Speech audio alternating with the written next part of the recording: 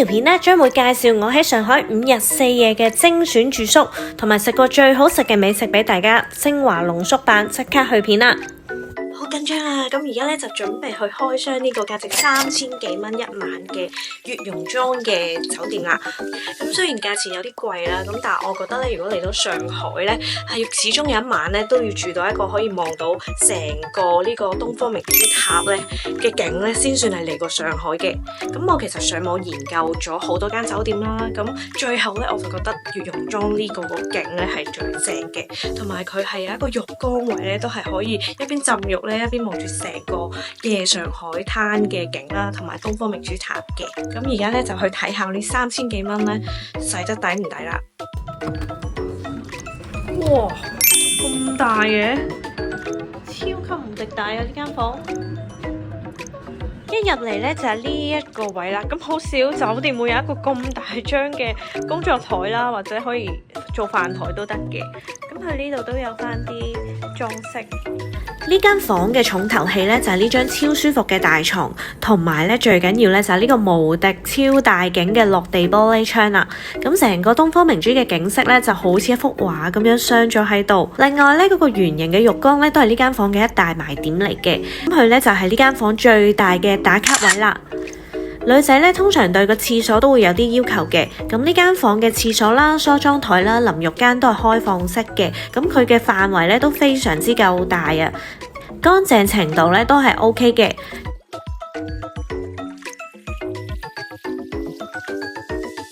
咁對呢間房嘅景呢，我係幾滿意噶。呢個超大嘅玻璃窗呢，除咗可以欣賞日落之外呢，夜晚呢就更加正啦。望住五光十色嘅燈呢，就真係好治愈啊！個東方明珠塔呢，都係望到正一正嘅。但係大家要留意啦，夜晚大概10點鐘呢，就會熄晒啲燈噶啦，咁就爭好遠噶啦。所以大家如果要影相或者欣賞夜景嘅話呢，就要預留翻呢個時間喺個房裏面啦。仲有一個慘痛嘅經歷呢，要同大家分享下嘅。下次大家去呢啲要浴缸打卡嘅酒店呢，就記得買一啲起泡劑啦，就唔好買我呢一種浴球，因為佢啲泡泡呢係完全唔夠遮住你個 body 嘅。夜晚同 friend 啦，或者同你嘅另一半呢，喺個浴缸嗰度飲下酒啊，睇下夜景呢，個 feel 真係好好。可惜呢，我啲泡泡呢就唔夠多啦，影咗一啲 fail 嘅出浴照，最後呢就要靠 P 圖去補救啦。不過總體嚟講呢，呢間房都係可以影到好多靚相帶翻屋企嘅。如果唔想晚晚都 book 悦榕莊咁貴嘅酒店呢，可以再介紹一間性價比較高嘅上海外灘酒店俾大家。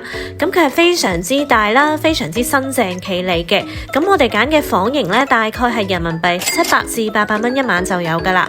成間房嘅空間感好夠啊，不過呢，就唔係望正外灘，主打呢 CP 值較高啦。咁間房大到呢，係幾個行李箱打橫擺喺地下都夠位嘅。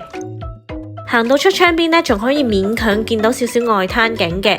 咁佢仲有其他房型啦，都會有圓形浴缸，但係個景呢就冇悦榕莊嗰個咁靚啦。如果唔夠 budget 嘅話呢，建議大家呢可以揀翻1-2晚享受悦榕莊。如果行程比較滿嗰幾日呢，就可以揀翻呢啲比較普通嘅酒店，舒適度都幾好嘅呢間。大家如果想知道酒店嘅資訊呢，就記得喺呢條片下面留言啦。講完住宿咧，就講美食啦。咁首先咧就要介紹下我食過最好食嘅生煎包啦。咁佢就係小楊生煎，咁佢哋咧係即叫即整嘅，真係好食到嚇親我。其他菜品咧就好普通啦，可以唔使嗌。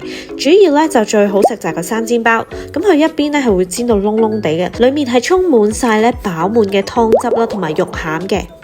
咁咧就已經攤咗一陣啦，就唔會驚淥親。好醬卜卜啊，飽滿啊佢。哇！黐線啊！我咬第一啖啲湯已經係咁湧入我個嘴，係超多湯汁。好好食啊！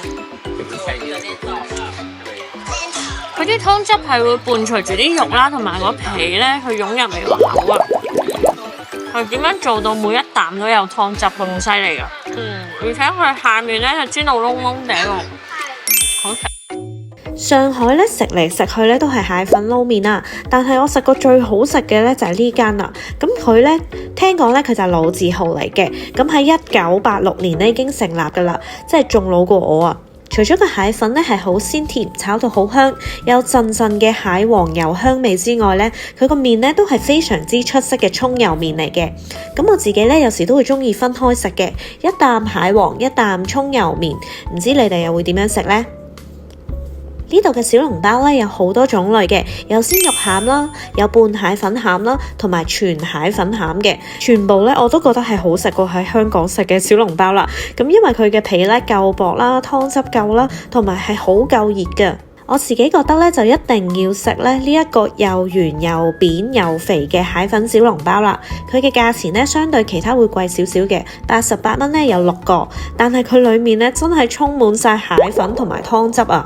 我覺得呢個先係我想食嘅小籠包咯，因為咁樣睇已經見到啲湯係好多係沉甸甸嘅湯。哇！啲汁流晒出嚟。呢個先係叫蟹粉小籠包咯。平時食啲蟹粉小籠包係，其實我唔覺得有蟹粉味嘅。如果中意食蟹粉嘅話，我覺得你可以唔使食平時嗰啲有鮮肉嘅小籠包。咁呢個蟹粉小籠包係完全裡面全部都係蟹粉嘅，我覺得係食呢個你先會食到個蟹粉味咯。最後咧就帶大家去試下咧上海嘅米芝蓮餐廳啦。咁呢間都係非常之出名嘅人和館，建議大家咧可以喺美團上面排定隊先啦。如果唔係咧，去到咧就好可能要排長龍噶啦。餐廳嘅裝修風格咧好有懷舊上海嘅感覺，我覺得咧都幾有格調嘅。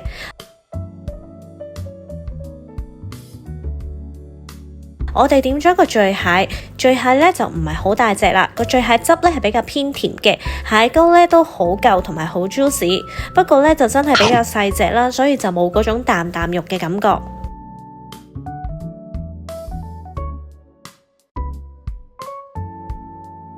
好彩嗰日我嗌嘢食嘅時候咧，仲有一份東坡肉啊！嚟上海咧一定要試東坡肉嘅，咁佢個汁咧係好濃啦，炆得好腍啦，同埋好入味嘅。同香港嘅口味嚟講咧，佢嘅醬汁咧就屬於比較偏甜少少啦。呢個招牌菜蟹粉石鍋拌飯咧都係非常之唔錯嘅，個石鍋咧可以 keep 住拌飯嘅溫度，令到啲蟹粉咧冇咁容易覺得腥啊。但係咧如果對比起之前嗰個蟹粉拌麵嘅話咧，我就會推介嗰個拌麵多啲啦，因為嗰個咧就真係香口好多啦。食咗咁多嘢咧，最驚豔咧竟然係呢一道菜喎，就係呢一個牛柳粒啦。呢個好好食。一開始你話嗌呢個咧，我以為你傻傻地啦，即係我哋係上海菜嗌呢個牛柳粒㗎嘛。但係真係整得超好食㗎，因為外面咧係好酥脆啦，同埋有啲燶燶地嘅味道，但嗰種燶係香同埋甜，唔會係苦嘅味道啦。跟住食到入面咧係非常之嫩，同埋冇渣㗎，好軟熟啊！但嗰種燶味係好神奇，好正嘅燶味。